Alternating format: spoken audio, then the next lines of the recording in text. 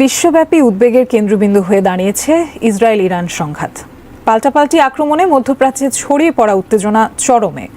গাজায় বর্বরতার কারণে বিশ্বব্যাপী নিন্দিত ইসরায়েল ইরানে হামলা করলেও কার্যত নিশ্চুপ পশ্চিমা বিশ্ব। বিস্তারিত সঞ্জিতা সিলভিয়ার ডেস্ক রিপোর্টে।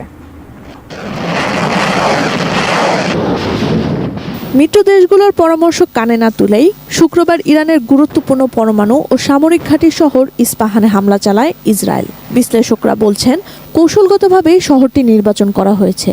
সামরিক ঘাঁটি সহ বেশ কয়েকটি গুরুত্বপূর্ণ স্থাপনা রয়েছে সেখানে। মূলত ইরানের সক্ষমতা যাচাইয়ে ইসরায়েলের এ হামলায় ইরানের পারমাণবিক স্থাপনার কোনো ক্ষতি হয়নি বলে জানিয়েছে জাতিসংঘের আন্তর্জাতিক পরমাণু শক্তি সংস্থা। ইরান এই হামলাকে ইসরায়েল নয়, বরং অনুপ্রবেশকারীদের হামলা বলে বর্ণনা করেছে, যার পাল্টা জবাব দেওয়ার প্রয়োজন নেই বলে মনে করছে দেশটি।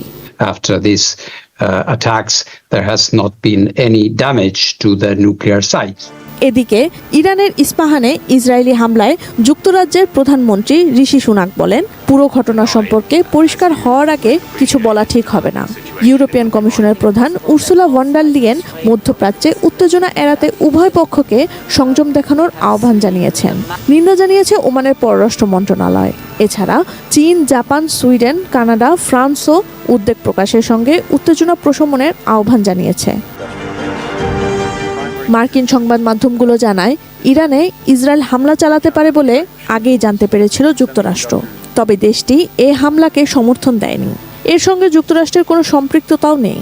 অন্যদিকে হামলার একদিন আগে বৃহস্পতিবার ইরানের ড্রোন কর্মসূচির উপর নিষেধাজ্ঞা দেয় যুক্তরাষ্ট্র ও যুক্তরাজ্য। তবে ইসরায়েলি আগ্রাসনের পর থেকে এখন পর্যন্ত মিত্র দুই দেশ থেকে কোনো কঠোর পদক্ষেপের বার্তা পাওয়া যায়নি।